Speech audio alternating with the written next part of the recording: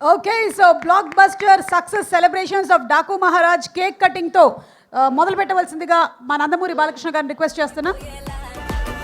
Sir ఒక్క picture అంట. Yes Vamsi గారు ప్లీజ్. తమన్ గారు.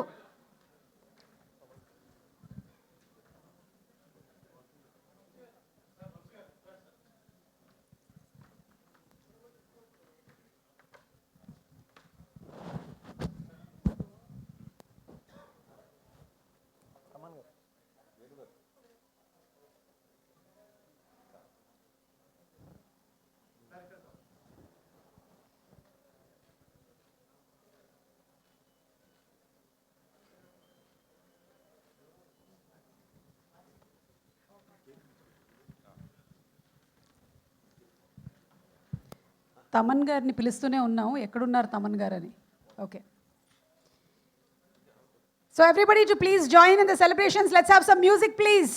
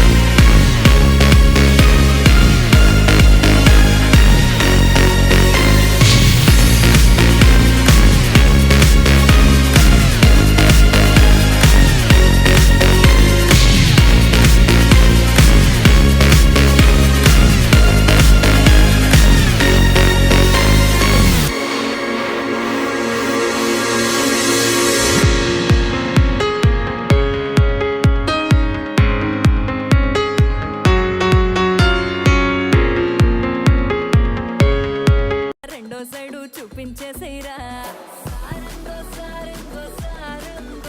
నీకు సారీలో సోక.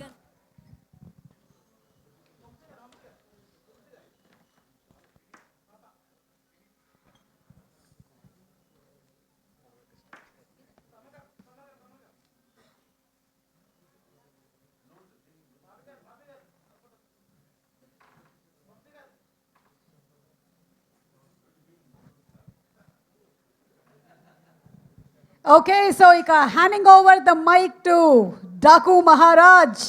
నాయకుడు, కథానాయకుడు, సమాజ సేవకుడు నందమూరి బాలకృష్ణ గారిని మాట్లాడవలసిందిగా రిక్వెస్ట్ చేస్తున్నాము సార్.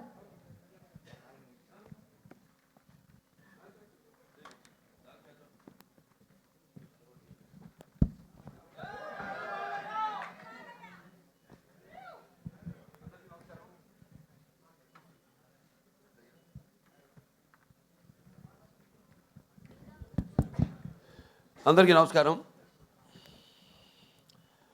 సితార్ ఎంటర్టైన్మెంట్స్ మన డాకు మహారాజ్ యొక్క విజయోత్సవ సభకు సెలబ్రేషన్స్కి ఇచ్చేసిన పాత్రికేయ సోదరులందరికీ, ప్రింట్ అండ్ ఎలక్ట్రానిక్ మీడియా వారికి నా హృదయపూర్వక కళాభివందనాలు తెలియజేసుకుంటున్నాను. అందరూ వాళ్ళ అనుభవాలు చెప్పారు. ఈ సినిమా మొదట కొబ్బరికాయ గుట్టిన దగ్గర నుంచి కూడా జరిగిన వింతల గురించి. నేను ఎప్పుడు నమ్మేది ఒక దైవాన్ని నమ్ముతాను, అది కూడా మనకి తోడవ్వాలి ఇప్పుడని. ఆ దైవం కనిపించిన దైవం అది వేరు వేరు రూపాల్లో ఉండొచ్చు. ఒక్కొక్కడు ఒక్కొక్క దేవుడిని ఆరాధిస్తారు. శివుడు కావచ్చు, వెంకటేశ్వర స్వామి కావచ్చు, విష్ణువు కావచ్చు, లేకపోతే రకరకాల వాళ్ళ ఎలువెల్పులు. అలాగే తల్లిదండ్రులు, నా తల్లిదండ్రులు వాళ్ళ యొక్క ఆశీర్వాదం, అలాగే కళాంబ తల్లి యొక్క ఆశీర్వాదం, ఇవన్నీ కలగలిపితే ఒక డాకు మహారాజు. ముఖ్యంగా ఎన్నో సినిమాలు చేశాను. సరే, దాంట్లో వరుసగా ఇది 4వ సినిమా విజయం సాధించింది. మొదటి సినిమా ఏమో ఒక పరీక్ష, అఖండ చేసేటప్పుడు అదేమో కరెక్ట్గా కోవిడ్ రావడం. ఆ కోవిడ్ టైంలో సాహసించే ధైర్యం చేసి సినిమాని విడుదల చేయడం, అఖండమైన విజయాన్ని సాధించడం అఖండ సినిమా. దాంతో అది సాధించడమే విజయం కాకుండా ఎన్నో ఇంకా ముందు తర్వాత ఎంతోమంది ధైర్యం చేసి సాహసించి వస్తారు, జనం చూస్తారు సినిమాల్ని అన్న ఒక ధైర్యంతో వాళ్ళ సినిమాలన్నీ ఆ తర్వాత తెలుగే కాకుండా అన్ని భాషల సినిమాలు కూడా వాళ్ళ సినిమాలను ధైర్యంగా విడుదల చేయడం జరిగింది. ప్రతిదీ ఒక ఛాలెంజ్. అయిపోయింది అఖండ, నెక్స్ట్ ఏమిటి అన్నప్పుడు ఒక వీరసింహారెడ్డి, అదైన తర్వాత సరే అది కూడా అయిపోయింది. అంటే ప్రతిదీ ఒక ఛాలెంజ్. అంటే పీక్స్కి వెళ్ళినప్పుడు ఎప్పుడు ఒక ఛాలెంజ్. నేను ఎప్పుడు అది ఛాలెంజ్గా తీసుకోను. ఎందుకంటే నాకు ప్రేక్షక దేవుళ్ళు వాళ్ళు ఇస్తున్న ప్రోత్సాహం అయితే ఏమి, లేకపోతే వాళ్ళకేం కావాలి. ఎందుకంటే మేము ఎప్పుడు ఎవ్రీడే కన్జ్యూమబుల్ కమోడిటీ, అంటే నిత్యావసర వస్తువును. సో మనం ముందే గ్రహించాలి. ఇప్పుడు వాళ్ళు ముందే ఏం కావాలి, అది ఒక ఫుడ్ విషయంలో కావచ్చు, లేకపోతే రకరకాల ఏమేమైతే ఉన్నాయో వాటిల్లో వాళ్ళు సర్వే చేసి, సో దాని తర్వాత వాటిని మార్కెట్లోకి తీసుకురావడం, ప్రమోట్ చేయడం. దాని తర్వాత అలాగే ఈ సినిమా కూడా, ఎందుకంటే ఈ సినిమా అనేది మనిషి ఒక ఈ దినచర్యల్లో అంటే సతమవుతూ అన్న పానీయాలు అనే అవసరాలతో పాటు ఈ సినిమాను కూడా ఎంచుకున్నాడు. కాబట్టి ఆ సినిమా ఎలా ఉండాలి, ప్రేక్షకులు ఎటువంటి సినిమాని మనం అందించాలి అన్నది ఆలోచించుకోవలసిన విషయం. ఇండస్ట్రీలో నిర్మాతలు అయితేనేమి, దర్శకులు అయితేనేమి, లేకపోతే మా నటీనటులు అయితేనేమి. అటువంటిది దాని తర్వాత ఒక నేలకొండ భగవంత్ కేసరి అదయింది. దాని తర్వాత ఏమిటి అన్నది స్టార్ట్ అయినప్పుడు ఈ డాకు మహారాజ్ సినిమా అంటే కథ నీటి గురించి. అది చాలా చిన్న సమస్య కావచ్చు ఇప్పుడు మనం అనుకోవడానికి, కానీ సినిమా ద్వారా దాన్ని ప్రజలు అది ముందు భవిష్యత్తులో ఎలా ఈ నీటి కోసమే ప్రజలు కొట్టుకు చేస్తారు అన్నది వాళ్ళ అవగాహన రేకెత్తించిన సినిమా మన డాకు మహారాజ్. టైటిల్ దగ్గర నుంచి కూడా ఒక ఛాలెంజ్, ఏం టైటిల్ పెట్టాలి ఈ సినిమాకి. అంశం ఎంచుకున్నప్పుడు ఈ ఒక నీటి సమస్యలు ఎంచుకున్నప్పుడు ఎన్నో సామాజిక మెసేజెస్, అంటే ప్రజలకి సినిమా కేవలం వినోదం కాదు, వాళ్ళ ఒక ఆలోచన రేకెత్తించాలి అన్నది నా నాన్నగారి నుంచి కూడా నాకు వరకు అది వస్తున్న ఒక పరంపర. దాన్ని ఎలా మనం ఈ సినిమాలో దాని గురించి ఇవ్వాలి. నేను ఒక రాయలసీమ అంటే అతి తక్కువ వర్షపాతం ఉన్న ప్రాంతం, దేశంలోనే 2 అతి తక్కువ వర్షపాతం ఉన్న ప్రాంతం. ఆ జిల్లాలో హిందూపురం ఎమ్మెల్యే నేను. ఆ ప్రాంతం యొక్క నీటి సమస్య అంతా తెలుసు. నాన్నగారి ఒక మానసిక పత్రికలు, ఈ తెలుగు గంగ అయితేనేమి, హెచ్ఎన్ఎస్ఎస్ అయితేనేమి, లేకపోతే గాలేరు నగరి అయితేనేమి, ఇవన్నీ అయిన తర్వాత ఎలా మళ్ళీ మనం పూర్తి చేసాం. తెలుగుదేశం అధికారంలో ఉన్నప్పుడు ఎలా, నేను ఎమ్మెల్యేగా ఉన్నప్పుడు అంతా రాసిపెట్టింది. నేను ఎప్పుడు ఎలాగైతే అన్నారు ఫస్ట్ టైం యమన్ బుక్ చేయడానికి ఆవిడ షిరిడీలో ఉంది, ఎవరు మన శ్రద్ధా శ్రీనాథ్, అలాగే ఈవిడేమో తిరుపతిలో ఉంది ప్రజ్ఞా జైస్వాల్. అలాగే ఈ నీటి సమస్య కరెక్ట్గా నేను ఎమ్మెల్యే అయినప్పుడే అది పూర్తి కావడం, నేను నా హిందూపురానికి నేను నీళ్లు ఇవ్వగలగడం. సో అదంతా కాకతాళీయంగా యాదృచ్ఛికంగా జరిగింది. ఇప్పుడు ఆ నీటి సమస్య గురించి సినిమా తీయాలి అని ఒక ఆలోచన వచ్చింది. దాన్ని ఎలా ప్రజెంట్ చేయాలి మనం అనుకున్నప్పుడు రాజస్థాన్ ఎక్కడైతే ఏముంది, ఇక్కడ మన తెలుగు వాళ్ళు గొప్పతనం చాటుకుంటూ అక్కడ రాజస్థాన్లో కూడా మళ్ళీ మనం వాళ్ళు దుక్కు దున్ని నీరు పోసి నారు పెట్టి అలాగే కోత కోసి ఎలా చేయగలుగుతాం, అక్కడ కూడా మన ఒక సామాన్య ఇంజనీర్ ఒక తెలుగువాడు వెళ్ళి ఎలా చేయగలుగుతాడు. చేసాం మనం ఇక్కడ సృష్టికి సృష్టి చేసాం. ఎలాగైతే మన రాయలసీమ గురించి చెప్పాను, మన ఇది అవిభక్త ఆంధ్ర రాష్ట్రానికి 6 ముఖ్యమంత్రులు ఇచ్చింది రాయలసీమ అని. సో అది పెట్టుకుని మైండ్లో సమస్య చిన్నదే కావచ్చు, కానీ రాష్ట్రాలు వాళ్ళ నీళ్ళ కోసం కొట్టుకుంటున్నాయి. సరే, ఆ నేపథ్యంలో ఆ సినిమాని తీసుకోవడం, సెలెక్ట్ చేయడం, దాంట్లో పాత్రని ఎలా దాన్ని ఒక ఇంజనీర్ డాకుగా మారడం, అలా దాంతో మొదలయ్యాక సరే మీకు సినిమా గురించి ఈరోజు ఆ సినిమాని అఖండమైన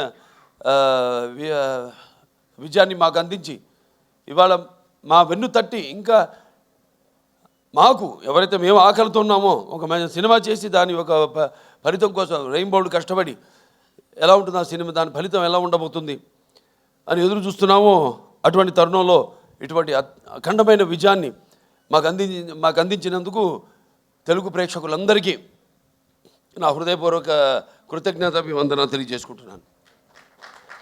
ఇంకా ముఖ్యంగా ఈ సినిమాలో ముందు మా దర్శకుల గురించి చెప్పాలి. బాబీ గారి గురించి అంటే ముత్యాలు ఎలా ఏటమూలుగా జారితే ఎంత అందంగా ఉంటాయి కనపడడానికి, అలా ఎంతో అందంగా ప్రతి నటుడి దగ్గర నుంచి కూడా హావభావాలను రాబట్టుకోగలిగాడు మా దర్శకుడు బాబీ. అలాగే బాబీ ఎలాంటి ఒక ప్రియుడిని ప్రేమించినట్టు నన్ను ప్రేమించేసి ఏది వదలకుండా ఎంతో సున్నితంగా ఎంతో నాలో ఉన్న నట విశ్వరూపాన్ని ఆవిష్కరింపజేసిన బాబీకి నా హృదయపూర్వక కృతజ్ఞతలు తెలియజేసుకుంటున్నాను. ఒక నమ్మకం, ఏదైనా ఒక నమ్మకం ఉంటాను. అంటే ఆయన చూడడానికి ఎంత స్టైలిష్గా ఉంటాడు ఆయన, అలాగే ఫస్ట్ హాఫ్లో కూడా నన్ను అంత స్టైలిష్గా చూపించాడు ఆయన బ్రహ్మాండంగా. ఇక ప్రతి చాలా ఎన్నో విషయాలు డిస్కస్ చేసి సినిమాలో మేము అనుకున్నవి తీసినవి కూడా కొన్ని ఉన్నాయి ఇంకా. కానీ సినిమా నిడువుని బట్టి ఎంత ఉండాలి సినిమా, అంతే. ఒక చిన్న పాయింట్ నాకు ఇప్పుడు అంటుంటారు, సినిమాని ప్రేమించకూడదు మనం, సినిమా తీయాలి అంతే. ప్రేమించామంటే ఇక మన కంట్రోల్లో ఉండదు సినిమా అన్నది, వెళ్ళిపోతుంది. 3 గంటలు కూడా దాటుతుంది సినిమా. అలా కాదు, చెప్పేదైతే చిన్న పాయింట్ మంచి సన్నివేశాలతో క్లుప్తంగా చేయగలిగితే ఇవ్వగలిగితే అది డెఫినెట్గా సక్సెస్ అవుతుంది ఆ సినిమా అన్నది. అలాగే బ్రహ్మాండంగా వాళ్ళ టీము అందరు కూడా బ్రహ్మాండంగా వర్క్ చేసి ఇవాళ డైరెక్షన్ డిపార్ట్మెంటు క్రాంతి అయితేనేమి, లేకపోతే సోమరాజు గారు అయితేనేమి, రాధాకృష్ణ గారు అందరూ, అలాగే ఆయన రైటర్స్ మిగతా మన మోహన్ కృష్ణ గారు, చక్రి గారు, వినీత్ గారు అయితేనేమి అందరూ ఎంతో బ్రహ్మాండంగా దాన్ని అందరూ కష్టపడి ఈ కథను చేయడం జరిగింది, ట్రీట్ చేయడం జరిగింది. ఇక మా తమన్ గారి గురించి వేరే ప్రత్యేకంగా చెప్పక్కర్లేదు. అందరితో ఇంటి పేరు మార్చేశారు. ఇప్పుడు నందమూరి ఎస్ఎస్ తమన్ కాదు, నందమూరి తమన్ అని. కానీ నేనంటాను ఈ రోజు నుంచి నందమూరి కూడా కాదు, ఎన్బికే తమన్ అని, అది బెటర్గా ఎన్బికే తమన్ అని నామకరణం చేస్తున్నాను. అలాగే ప్రతి ఒక్కళ్ళ గురించి చెప్పుకోవాలి సినిమాలో. మా రైటర్స్ అనంత శ్రీరామ్ గారు అయితేనేమి, అటు కాసర్ల శ్యామ్ గారు అయితేనేమి, సాహిత్యం అద్భుతమైన. ఇందాక నా శ్రీరామ్ గారు పాడుతుంటే నా కళ్ళల్లో నీళ్లు, అంటే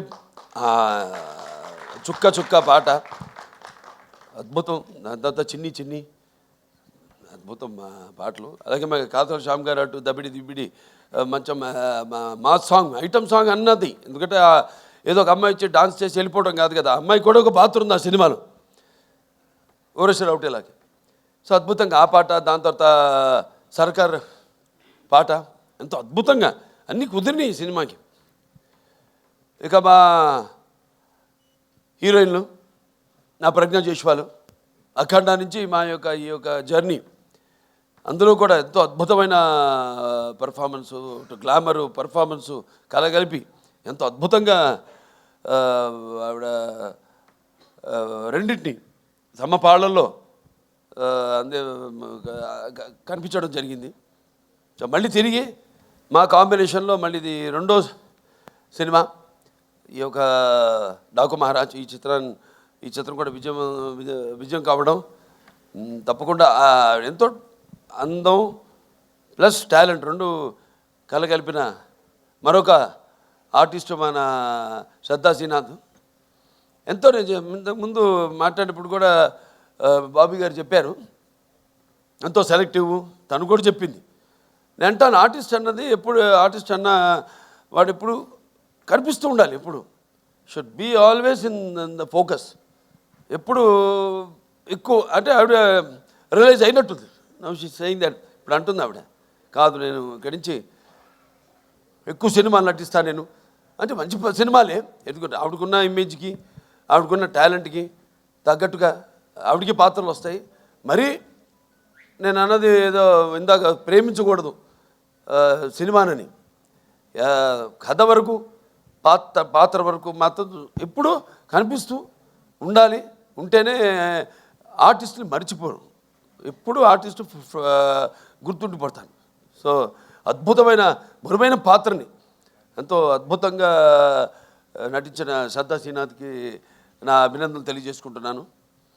ఇంకా మా చాలామంది ఫైట్ మాస్టర్ వెంకట్ మాస్టర్ గారు, అలాగే మా కెమెరామెన్ విజయ్ కార్తిక్ గారు, ఇక మా డాన్స్ మాస్టర్ శేఖర్ మాస్టర్ గారు అయితేనేమి, శివ మాస్టర్ గారు అయితేనేమి, అందరూ ఎంతో అద్భుతంగా వాళ్ళకి అప్పచెప్పిన వాళ్ళ పనులను ఎంతో 100కి 100 పాళ్ళు న్యాయం చేసి ఈ సినిమాలో ఏదైతే మా నిర్మాత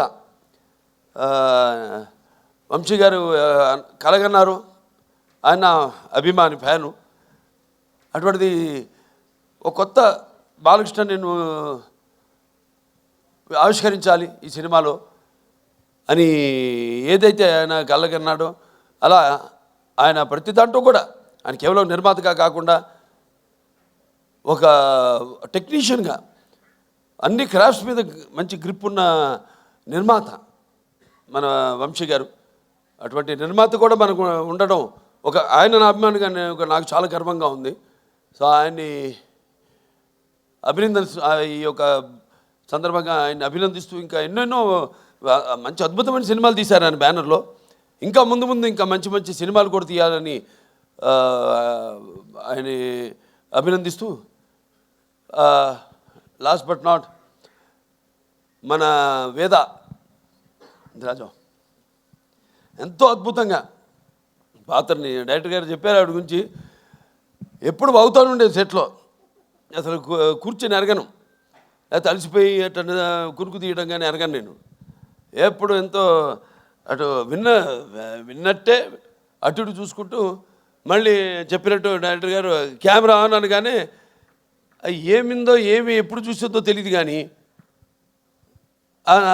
చౌ అనుగా చెప్పినట్టే అంత బ్రహ్మాండంగా అభినయించింది ఆ పాత్ర. మరి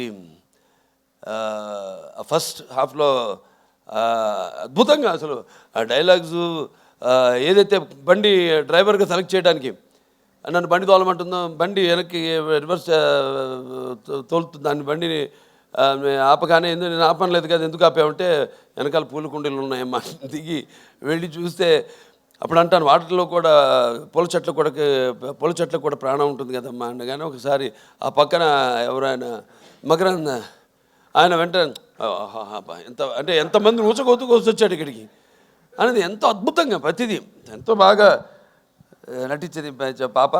మంచి భవిష్యత్తు ఉంది. फर्स्ट स्टडी वेल, मुझे पढ़ना भी, उसके साथ बाद में धीरे धीरे యాక్టింగ్ करना.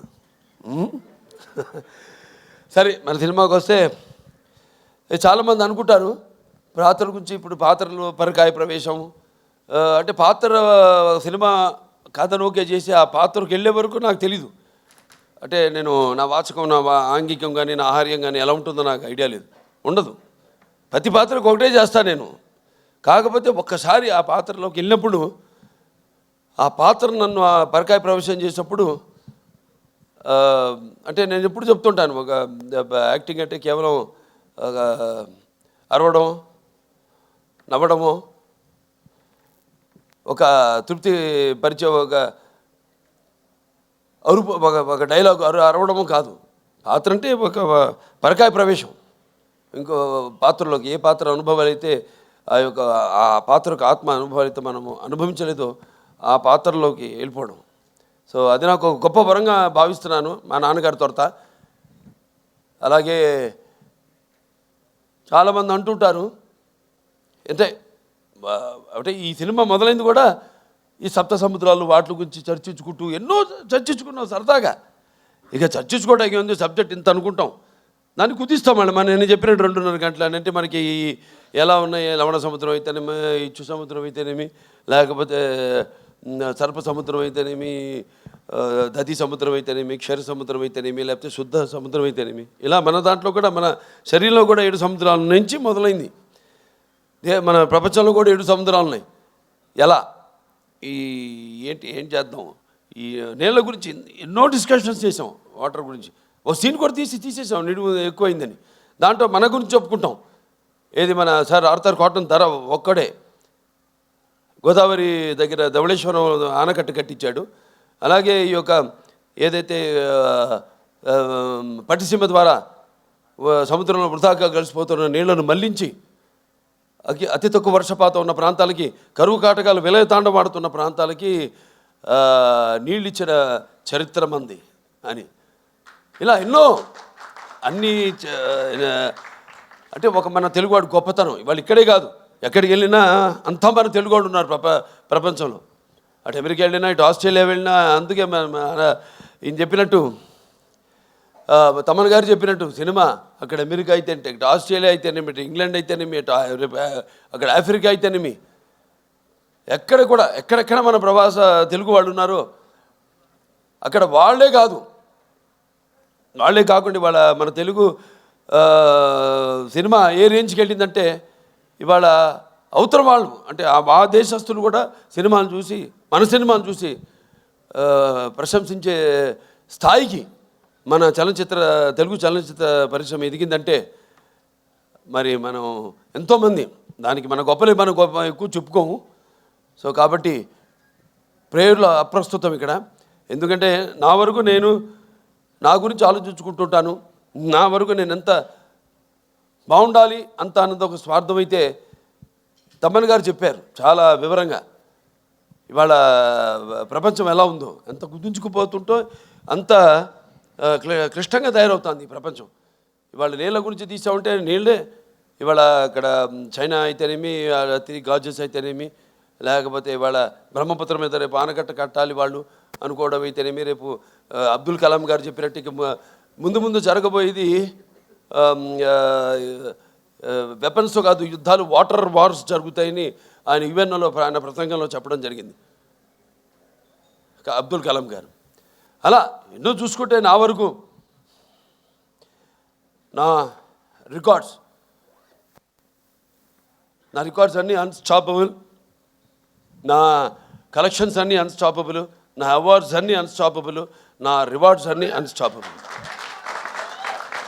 వీటికి ముఖ్యంగా నా తెలుగు ప్రజానికానికి అలాగే నా అభిమానులందరూ కూడా నా కృతజ్ఞతలు తెలియజేసుకుంటున్నాను. ఎందుకంటే మనం ఇచ్చిన దాన్ని ఆదరించి కొత్తదనాన్ని ఎప్పుడూ ఆస్వాదిస్తారు మన తెలుగు వాళ్ళు అన్నదానికి ఒక నిదర్శనం. అంటే నాకేంటంటే సినిమా అంటే ఒక భాషా భేదం కానీ, లేకపోతే ఒక ఆడమ్మగా తేడా కానీ, లేకపోతే దానికి దారి తారతమ్యములు కానీ, పండిత పామరాది పట్టుబిడుపులు కానీ, దురభిమానులనే అడ్డుకోవడలు ఉండవన్నది నాకు నమ్మకం. అటువంటిది మంచి సినిమాని ఈరోజు ఈ యొక్క మన ఈ డాకు మహారాజ్ని అందరూ ప్రేక్షకులందరూ ఆదరించారంటే మరి మన వాళ్ళ తత్వం, వాళ్ళ నేచర్ ఏంటో అంటే ఒకసారి నేను అన్నట్టు మంచి తీస్తే ఏదైనా వాళ్ళు స్వీకరిస్తారు, బ్రహ్మరథం పడతారు అన్న దానికి ఇవాళ ఈ డాకు మహారాజ్ సక్సెస్ ఒక పెద్ద ఉదాహరణ. సో వాళ్ళందరూ కూడా నా తెలుగు ప్రేక్షక దేవుళ్లకు అభిమానులకు అందరికీ నా కృతజ్ఞతలు తెలియజేసుకుంటూ, అలాగే ఈ సినిమా ఒక సక్సెస్ ఫంక్షన్ అనంతపూర్లో చేద్దామని అనుకున్నప్పుడు ఆ క్రితం ముందు రోజు ఒక అనుకోని సంఘటన జరగడం, దాంతో మళ్ళీ దాన్ని క్యాన్సిల్ చేయడం, ఎంతో వ్యయప్రయాసాలు కూర్చి అభిమానులు అక్కడ మా టీంని స్వాగతం పలకడానికి ఎన్నో ఏర్పాట్లు చేసుకున్నారు వాళ్ళంతా. అటువంటిది క్యాన్సిల్ అయింది, వెళ్ళలేకపోయాం. రేపు 22 వచ్చే 22 అంటే బుధవారం అక్కడ అనంతపూర్ వాళ్ళ సమక్షంలోనే అనంతపూర్ అభిమానులు అక్కడ మా ప్రజల యొక్క సమక్షంలో రేపు ఈ యొక్క డాకు మహారాజ్ యొక్క విజయోత్సవ పండుగను అక్కడ జరుపుకోబోతున్నాం అని చెప్పుకోవడానికి ఎంతో సంతోషంగా ఉంది. సో చాలా మరొకసారి అందరికీ నా ధన్యవాదాలు తెలియజేసుకుంటున్నాను. ఇక ముఖ్యంగా పాత్రికేయ సోదరులందరికీ, ప్రింట్ అండ్ ఎలక్ట్రానిక్ మీడియా వారందరూ కూడా ఒక మంచి సినిమాని ఇచ్చినందుకు మంచి రివ్యూస్ ఇచ్చి దాన్ని ప్రచారకర్తలుగా ఇప్పుడు ఏదైనా ఉంటుంది, ఒక ప్రభుత్వం ఒకటి అనుకుంటే దాన్ని మరి ప్రజల్లోకి తీసుకెళ్ళేది ఎవరంటే కింద బ్యూరోక్రాట్స్, దాన్ని ఇన్కార్పొరేట్ చేయడం. అటువంటిది మంచి సినిమానికి మంచి రివ్యూస్ ఇచ్చి ప్రజల్లోకి తీసుకెళ్ళిన నా పాత్రికేయ సోదరులందరూ కూడా నా కృతజ్ఞతలు తెలియజేసుకుంటూ మరొకసారి అందరికీ టీం అంటే కార్ డ్రైవర్ నుంచి కూడా ప్రొడక్షన్ బాయ్ వరకు మాకు వంటలు వండి పెట్టిన వంటవాడి దగ్గర నుంచి కూడా ప్రతి ఒక్కరికి పేరు పేరున నా కృతజ్ఞతలు తెలియజేసుకుంటూ నేను సెలవు తీసుకుంటున్నాను. థ్యాంక్ యూ బాలకృష్ణ గారు. అండ్ ఇప్పుడు బాలయ్య యువసేన కుక్కట్పల్లి నుంచి పవన్ గారిని రామకృష్ణ